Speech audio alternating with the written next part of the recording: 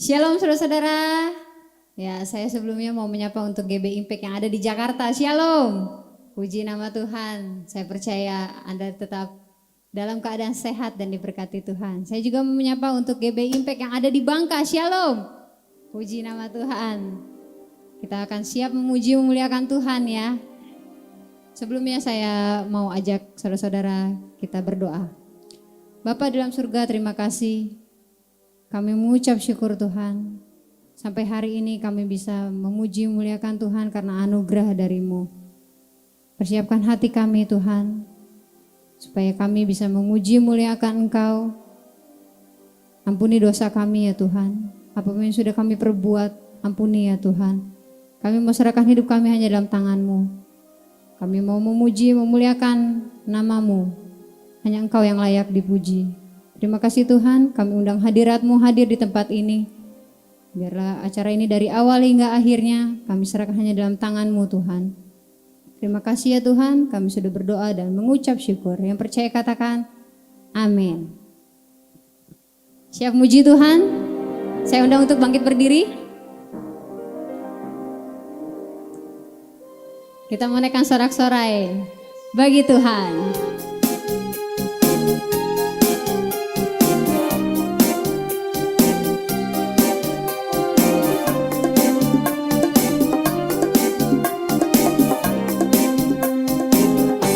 Betapa indahnya dan betapa eloknya bila saudara seiman hidup dalam persatuan.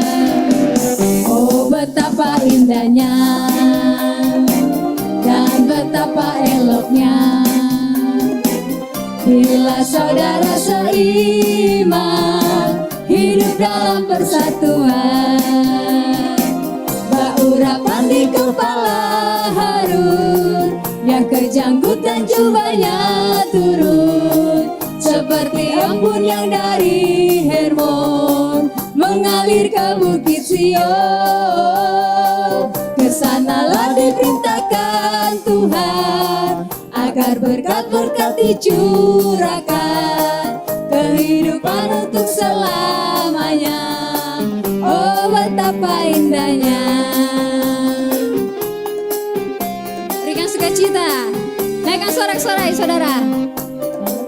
Oh betapa indahnya dan betapa eloknya bila saudara seiman hidup dalam persatuan. Oh betapa indahnya dan betapa eloknya bila saudara seiman hidup dalam persatuan. Batu rapat di kepala Harun yang kejanggut dan jubahnya turun, seperti embun yang dari Hermon mengalir ke bukit Sion. Kesanalah diperintahkan Tuhan agar berkat-berkat dicurahkan, kehidupan untuk selamanya. Oh betapa indahnya kekurapan di kepala Harun yang kejanggut dan jubahnya turun, seperti embun yang dari Hermon mengalir ke bukit Sion.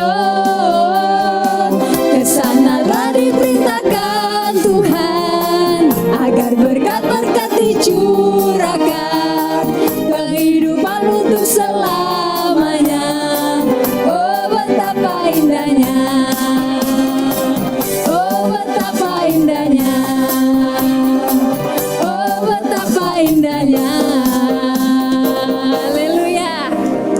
Tuhan kita Allah yang indah, Allah yang dahsyat saudara. Silakan duduk.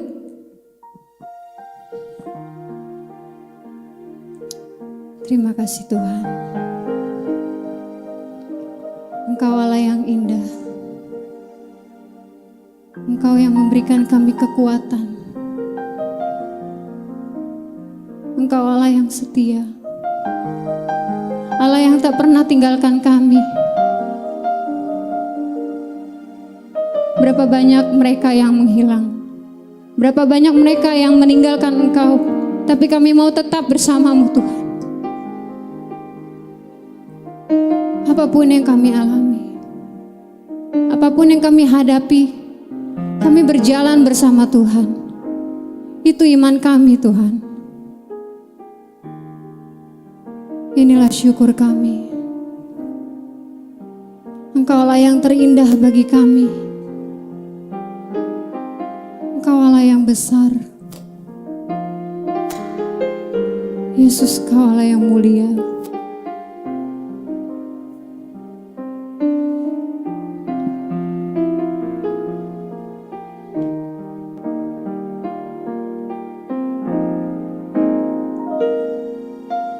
Kau yang terindah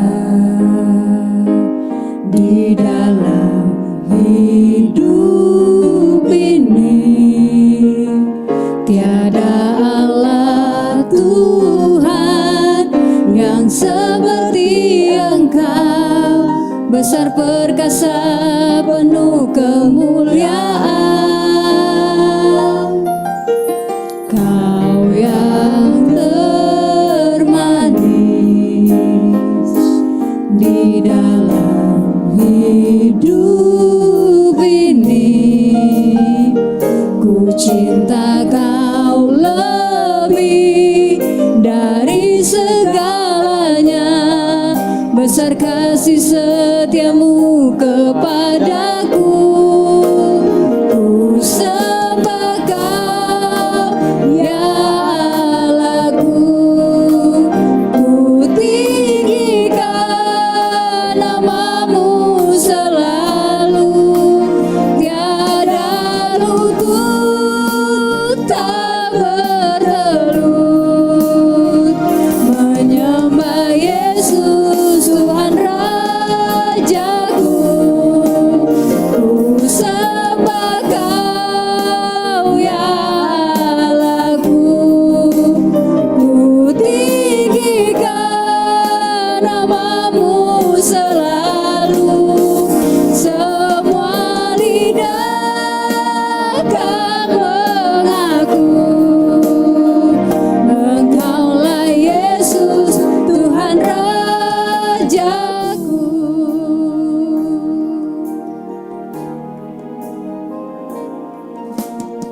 Kau yang terindah di dalam hidup ini, tiada Allah Tuhan yang seperti Engkau, besar kasih setiamu kepadaku. Kau yang termanis di dalam hidup ini, ku cinta Kau lebih dari segalanya, besar kasih setiamu kepadaku. Ku sembah Kau ya Allahku, ku tinggikan namamu selalu, tiada lutut tak bertelut, menyembah Yesus Tuhan Rajaku. Ku sembah Kau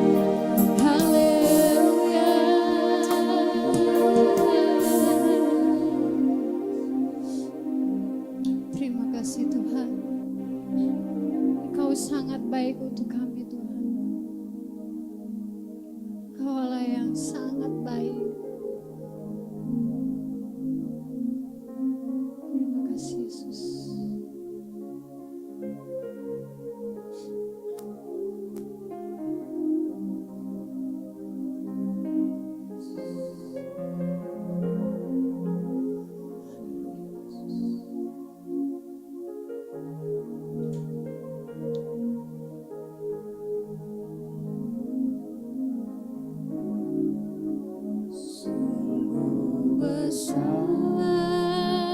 pengorbananmu bagiku, terlalu dalam untuk dimengerti.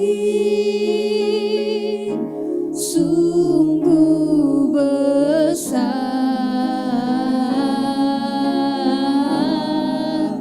sungguh indah yang kau pikirkan tentangku, tak terselami bagiku. Sungguh indah,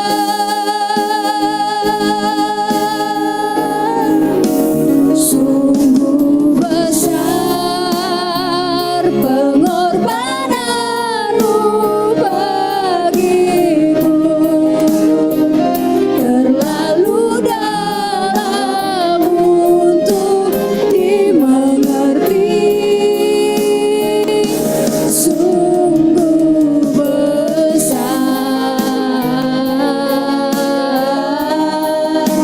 sungguh indah yang kau pikirkan tentangku, tak terselami bagiku.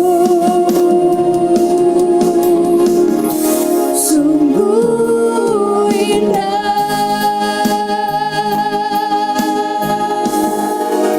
sungguh besar. Angkat tanganmu saudara. Pengorbananmu bagiku, terlalu dalam untuk dimengerti. Sungguh besar,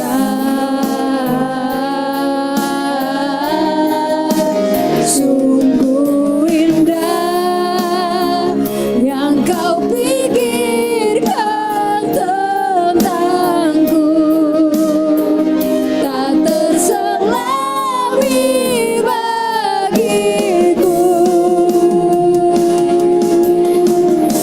Sungguh indah, lebih sungguh lagi saudara.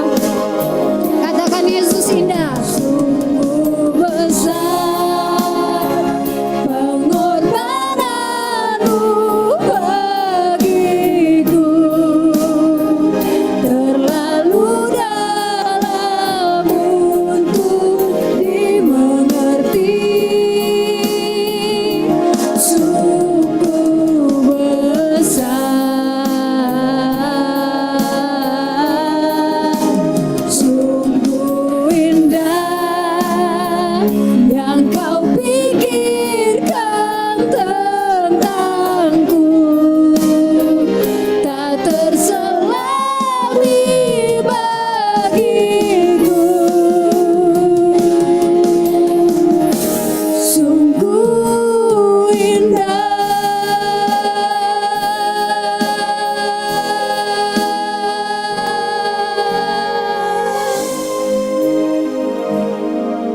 Terima kasih Yesus, Engkau sungguh indah, Engkau sangat indah Tuhan, Engkau Allah yang besar. Saat ini Tuhan, kami mau persiapkan hati kami. Kami siap untuk menerima firman-Mu. Tuhan berkati hamba-Nya yang akan memberitakan firman. Kami percaya setiap firman yang ditaburkan baik untuk kami semua, dan kami bisa menjadi umat-Mu yang berbuah baik. Terima kasih ya Tuhan. Kami sudah berdoa dan mengucap syukur. Haleluya. Amin.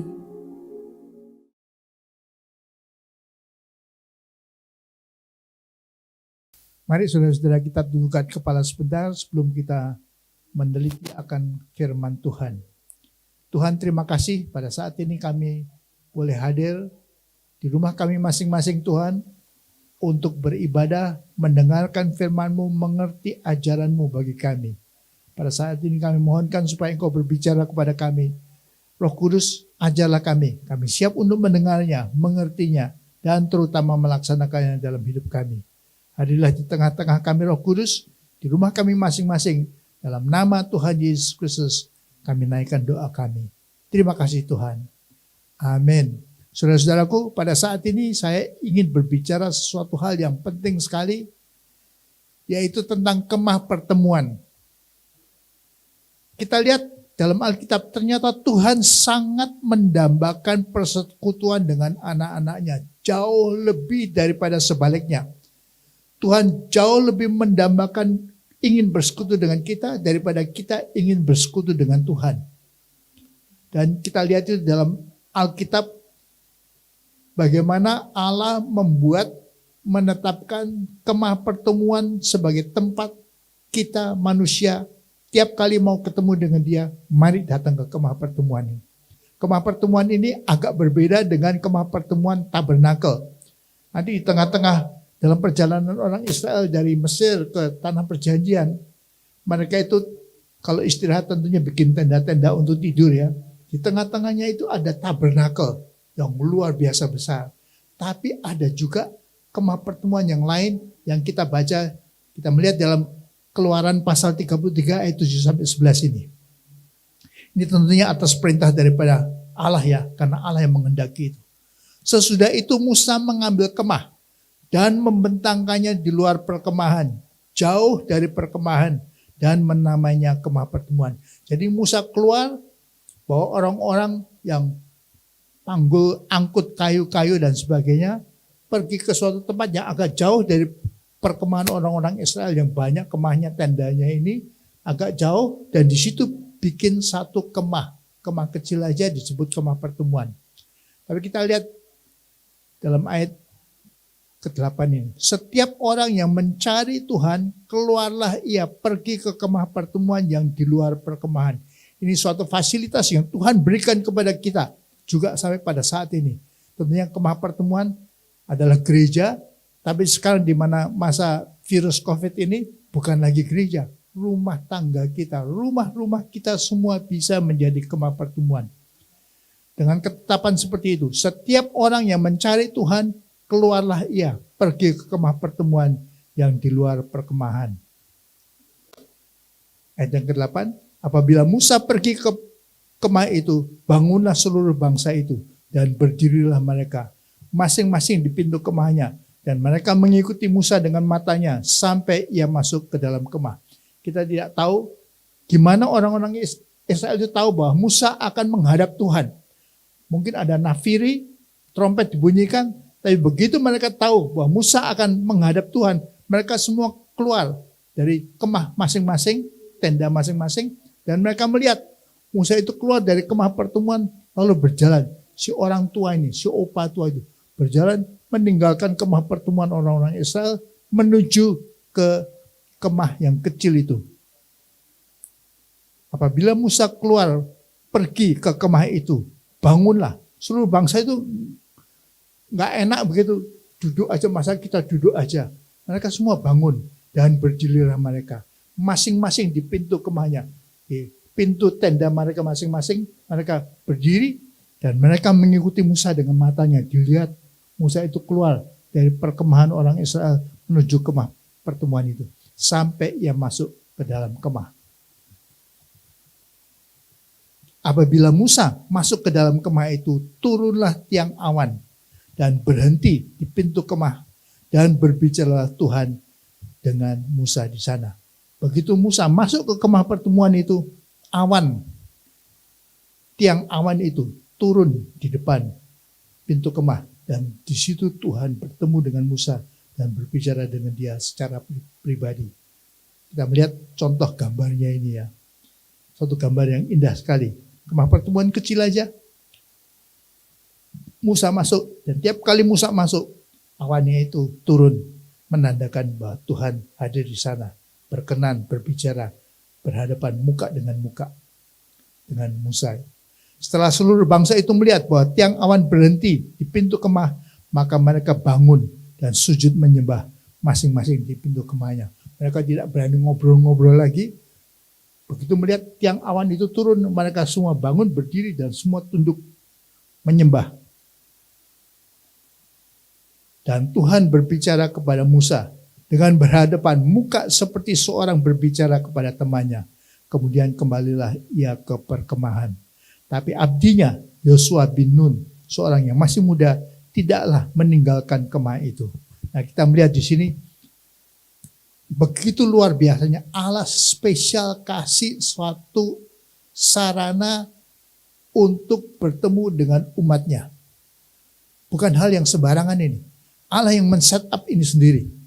Dia menetapkan kemah pertemuan itu supaya setiap orang, bukan saja Musa, bukan saja hambanya Yosua, tapi setiap orang Israel pengen ketemu dengan Allah. Ayo datang ke kemah pertemuan. Dan Tuhan senang sekali ditemui di sana. Ini luar biasa kemah pertemuan ini ya. Kita melihat Yosua tetap tinggal di kemah pertemuan itu. Nah, sekarang kita lihat pertanyaannya adalah untuk apa kita datang ke kemah pertemuan? Ini pertanyaan bagi kita semua sekarang, relevan untuk zaman ini. Untuk apa kita datang ke kemah pertemuan? Bertemu dengan Tuhan itu untuk apa? Nah, saya ambil dari Google ini gambar anak-anak kecil ketemu bersekutu dengan papanya. Tentunya Tuhan kita adalah Bapak kita yang luar biasa. Ini gambar-gambar nanti kita akan jelaskan sedikit-sedikit. Nah, pertama, kebutuhan akan keselamatan kekal. Ini berlaku untuk semua orang. Semua orang diberi hak untuk datang kepada Allah kalau dia membutuhkan keselamatan kekal. Dan gimana mereka tahu bahwa mereka itu butuh keselamatan kekal? Tentunya kita yang ditugaskan untuk jadi penginjil, memberitakan berita bahagia itu. Bahwa Allah sudah menyediakan bagi kita semua itu karcis gratis. Setiap orang daripada kita dikasih hak untuk menerima karcis gratis ini. Gratis untuk apa? Untuk masuk ke surga kekal. Untuk sebelum surga dibuka tentunya masuk ke dalam Firdaus. Tapi itu karcis gratis itu terusan untuk diteruskan ke surga kekal. Sebaliknya, kalau orang menolak karcis gratis itu, dia akan masuk dalam neraka kekal. Menderita penderitaan yang luar biasa selama-lamanya juga. Jadi luar biasa. Seperti gambar kanan bawah itu. Bagaimana seorang bapak membawa satu hadiah kepada anaknya. Demikian Allah memberikan kepada kita hadiah yang luar biasa. Keselamatan kekal itu. Hadiah yang luar biasa. Yang dibayar oleh Yesus Kristus di atas kayu salib. Sehingga itu gratis. Hadiah ini gratis. Kita tidak perlu berbuat apa-apa. Kita tidak perlu mencangkul. Kita tidak perlu kerja keras. Kita tidak perlu berderma. Kita tidak perlu melakukan apapun juga untuk menerima karcis gratis ini. Sebab ini memang sungguh-sungguh gratis. Sebaliknya, seorang yang tidak menerima karcis gratis itu tidak punya hak masuk dalam Firdaus dan surga kekal. Akhirnya masuk kemana? Ya, masuk ke neraka kekal. Dan ini adalah hak tiap orang untuk pilih. Mau pilih masuk surga yang didapat melalui karcis gratis itu atau masuk neraka kekal. Tentunya kita tidak mau. Diharapkan tidak ada daripada saudara yang mendengarkan firman pada saat ini. Tidak ada yang mau menolak karcis gratis yang sudah disediakan oleh Kristus melalui pengorbanannya di kayu salib itu.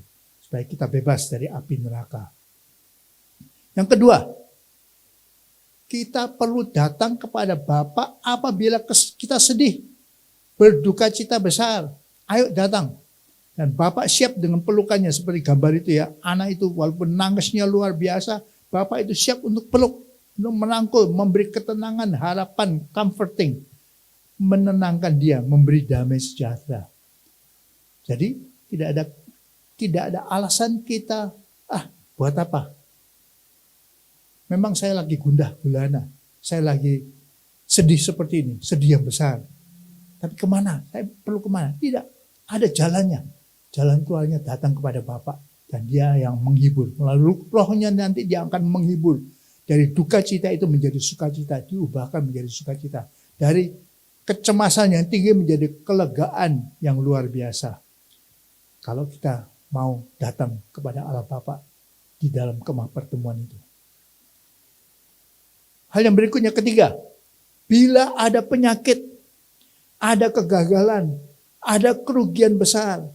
Saya gambarkan di situ ada gambaran iblis gitu ya. Bila ada gangguan, kuasa setan, ada ketakutan, serta semuanya tampak gelap. Hidup ini kelihatannya gelap. Hidup ini kelihatan tidak ada jalan keluarnya. Semuanya mencemaskan, semuanya parah. Pada saat itu datang kepada Bapa, masuk ke kemah pertemuan. Seperti sudah lihat gambar itu, laki, perempuan, anak-anak itu sangat diharapkan oleh bapaknya untuk datang.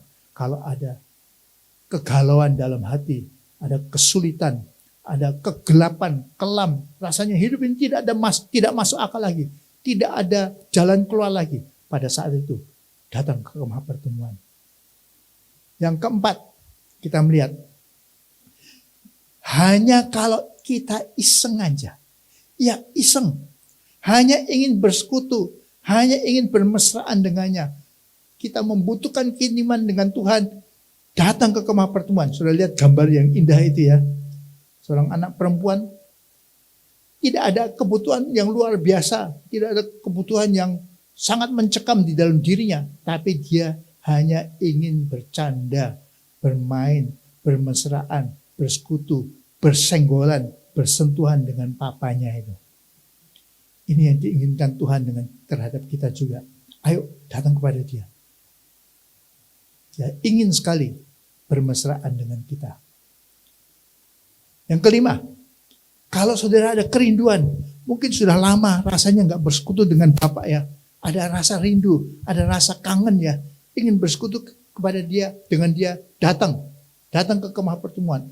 Allah dengan senyum seperti Bapak dengan senyum lebar itu ya, sangat senang sekali kalau anaknya itu mencium dia. Ini yang dirasakan Bapak di surga terhadap kita juga. Ya sangat mendambakan kita yang rindu kepadanya, datang kepadanya. Yang keenam, bila kita merasa haus akan kasihnya, bila kita sendiri merasa I'm unlovable, aku tidak layak dicintai, gak ada orang yang cinta sama saya, gak ada orang yang sayang sama saya, gimana ini, I'm unlovable. Pada saat itu datang kepada Bapak, karena Bapak sangat mengasihi kita, sangat mencintai kita. Bapak yang jauh lebih besar daripada segalanya, menggantikan kekurangan cinta yang kita alami. Jadi bila ada kehausan akan kasih daripada Allah Bapak, ayo datang, masuk ke kemah pertemuan. Kita lihat gambar yang indah itu ya. Seorang Bapak kok mau cium kaki ya, bukan kepala. Kalau cium kening, cium pipi daripada anaknya, kepala anaknya itu wajar. Tapi mau cium kaki, jari-jari kaki, kita biasanya menganggap kaki itu bagian yang rendah ya daripada tubuh kita. Tapi dia mau menciumi kaki kita. Demikian juga kalau kita haus akan kasihnya, Bapak siap untuk memberikan kasihnya yang luar biasa. Ya, kita tidak akan pernah ditolaknya. Yang ketujuh, bila kita ingin bercandaria dengannya, iseng aja, kita senang bercandaria dengan Allah Bapa, ingin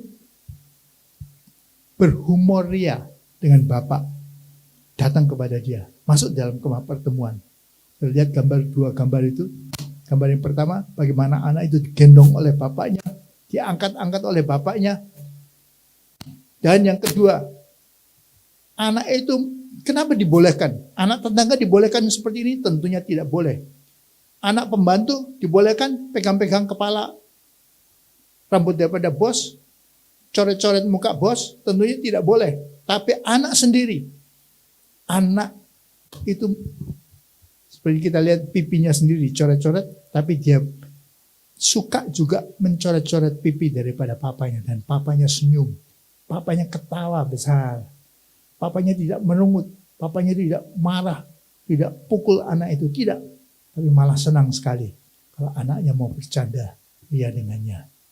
Ini dambaan yang ada di hati Allah Bapa juga terhadap saudara dan saya. Dia mendambakan persekutuan yang intim, hubungan yang sangat intim dengan kita semua. Itu dambaan lebih daripada dambaan kita. Kadang-kadang kita kalau tidak diingatkan oleh sesama saudara kita atau pimpinan kita atau gembala kita untuk datang kepada Allah, kita tidak ada keinginan untuk datang kepada Bapa. Sedangkan Bapa itu sangat mendambakan untuk bertemu, bersekutu, berbicara, bercanda dengan kita. Yang kedelapan, bila ada kebutuhan untuk dibimbing oleh Allah. Kita lihat dua anak perempuan itu dengan bapaknya Mungkin ada pelajaran yang kita tidak tahu bagaimana menyelesaikannya, ada soal-soal matematika. Bapak itu akan sangat senang untuk membimbing kita. Apa yang harus kita lakukan? Saudara sering harus menghadapi keputusan-keputusan. Saya harus memutuskan ini. Hari ini saya harus memutuskan mau sekolah mana, mau bisnis apa, mau karirnya gimana. Dan pasangan hidup yang baik bagi saya itu yang mana? Tuhan. Kita tidak tahu jawabannya. Karena nanti kita bukan Allah yang maha tahu. Kita tidak tahu apa yang terjadi bulan depan, tahun depan, 2 tahun, 3 tahun lagi. Masa depan kita tidak tahu. Tapi Allah Bapa tahu. Dan dia bisa membimbing. Dan bimbingannya pasti tepat karena dia maha tahu. Tidak bisa salah. Kita bisa salah. Kita pikir, wah ini cowok atau cewek ini cantik sekali, ganteng sekali. Secara dilihat dari luar rasanya sangat memadai. Tapi kita tidak tahu sifatnya, dalamnya kita tidak tahu. Apa yang terjadi tahun depan, 2 tahun lagi, 3 tahun lagi dalam pernikahan kita tidak tahu apa yang terjadi. Tapi Allah tahu setepat-tepatnya. Dan Allah bisa membimbing kita. Jadi tiap kali saudara butuh bimbingan, saudara harus mengambil suatu keputusan yang apa ya. Dan mendesak sekali, keputusan ini mendesak. Hari ini saya harus mengambil keputusan. Datang kepada Allah Bapa. Dia akan memberi damai sejahtera dan dia akan membimbing, dia akan mengarahkan. Mungkin bukan dengan kata-kata yang audible yang bisa didengar dengan telinga. Tapi dia akan memberi kesan dalam hati kita. Damai sejahtera di dalam salah satu pilihan misalkan. Jadi tiap kali saudara butuh bimbingannya, datang kepada dia. Yang ke-9, bila kita butuh pemeliharaannya, Tuhan akan menjaga, merawat, dan mengasuh kita sampai selamanya. Di hadapan Allah Bapa kita seperti bayi kecil itu. Bahkan dalam firman Allah dikatakan kita itu seperti debu tanah. Kita seperti cacing aja. Tapi sama seperti Bapa itu mengasihi kita. Mengasihi si bayi kecil itu. Kasih dia susu. Kasih memelihara, memandikan, memberi kehangatan, memberi makanan. Demikian juga Allah siap untuk menjaga, memelihara, merawat, mengasuh kita sampai selamanya. Sama seperti gambar yang indah itu ya. Anaknya sendiri, Bapak itu akan mau. Karena kita anaknya juga, Bapak mau. Seperti gambar itu menggendong kita. Sampai masa tua kita. Nah kita melihat ini ayatnya ya dalam Yesaya tadi ya. Sampai masa tuamu. Jadi jangan khawatir. Sampai tua, sampai kakek nenek kita. Aku tetap dia, aku tetap Allah, aku tetap Yesus Kristus. Dan sampai masa putih rambutmu. Ya rambut saya belum banyak yang putih. Tapi sampai putih pun semuanya.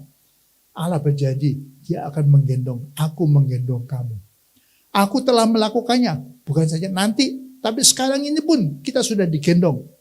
Dan mau menanggung kamu terus. Seperti bayi tadi ya, yang kecil itu. Di hadapan Allah itu kita hanya bayi kecil. Kita tidak bisa jalan sendiri. Jalan pun harus didukung oleh dia. Bahkan napas pun, bangun pagi bisa melek. Lalu bernapas. Aduh segarnya hidup ini ya. Aduh enaknya ya. Tuhan memberi saya kehidupan baru. Itu semua adalah anugerah. Bukan karena usaha kita sendiri. Dan Allah siap menanggung, menggendong kita terus. Sampai masa tua kita. Sampai masa rambut kita jadi putih. Aku telah melakukannya. Dari dulu. Allah sudah melakukan bagi saya. Waktu saya lahir. Bahkan sebelum lahir pun dia sudah melakukan. Menopang saya terus. Dan mau menanggung kamu terus. Aku mau memikul kamu dan menyelamatkan kamu. Sampai nanti menghadap dia di gerbang Firdaus. Dan nanti sampai masuk dalam surga kekal selamanya. Jadi sudah digaransi. Janji ini digaransi oleh Bapak yang baik itu. Bagi saudara dan saya. Yuk banyak kesempatan. Gunakan. Pada masa-masa banyak virus seperti ini. COVID seperti ini. Ayo di rumah. Jadikan rumah saudara itu kemah pertemuan. Nanti kalau gereja sudah dibuka lagi, kita bisa datang ke gereja. Bersama-sama kita berdoa, kita ketemu sama Tuhan. Kita menyanyi, memuji, menyembah dia, membesarkan namanya, memuliakan dia. Bersama-sama. Tapi sementara saat ini, kita belum bisa berkumpul di gereja. Di rumah kita masing-masing. Itu adalah kemah pertemuan kita juga. Jadi ingat, bahwa keintiman manusia dengan Tuhan sangat dihargai Tuhan. Lebih daripada kita sendiri menghargai keintiman. Kadang-kadang kita lupa. Kita cuek. Dalam kesibukan kita lupa akan Tuhan. Tapi Tuhan mendambakan kita terus untuk menjadi intim dengan kita. Ini adalah firman Tuhan, keintiman yang harus kita bangun melalui kemah pertemuan ini. Mari saudara-saudara kita tundukkan kepala sebentar. Terima kasih Tuhan untuk anugerah-Mu bagi kami. Kami sudah mendengar kehendak-Mu Tuhan. Kami sudah mengerti bahwa Engkau mendambakan persekutuan dengan kami jauh lebih daripada kami bisa mendambakan persekutuan dengan Engkau. Engkau menginginkan keintiman dengan kami jauh lebih luar biasa daripada kami ingin keintiman dengan Engkau Tuhan. Terima kasih untuk anugerah yang luar biasa yang ini berlaku sepanjang hidup kami Tuhan. Dan Engkau menyediakan kemah-kemah pertemuan. Entah di gereja kami, tapi juga pada saat ini di rumah tangga kami masing-masing. Di kamar tidur kami masing-masing. Di kamar pribadi. Mungkin kamar pribadi kita adalah kamar belajar kita. Pada saat itu kita dapat datang menghadap Dia. Bersekutu dengan Dia. Dan Dia mau bertemu dengan kita face to face. Wajah berhadapan dengan wajah, muka dengan kita. Terima kasih Tuhan untuk anugerah-Mu yang luar biasa yang Engkau tawarkan kepada kami. Saudara-saudaraku, mari kita tutup ibadah kita, mari kita angkat kedua belah tangan kita tinggi-tinggi. Kita siap untuk menerima segala berkat yang Tuhan sudah sediakan bagi kita. Saudara-saudaraku, kiranya kasih daripada Allah Bapa, penyertaan daripada anaknya yang tunggal Tuhan Yesus Kristus, bimbingan, pemeliharaan, penjagaan, dan pendewasaan daripada Roh Kudus menyertai saudara-saudara sekalian dari sekarang sampai selama-lamanya. Amin. Tuhan memberkati saudara-saudara.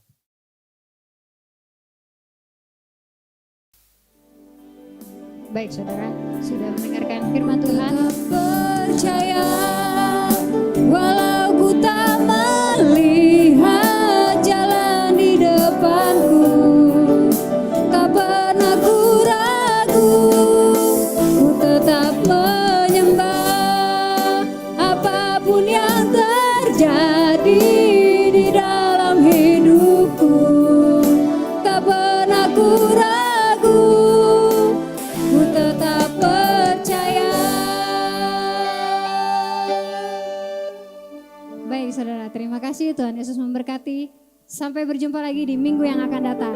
Shalom.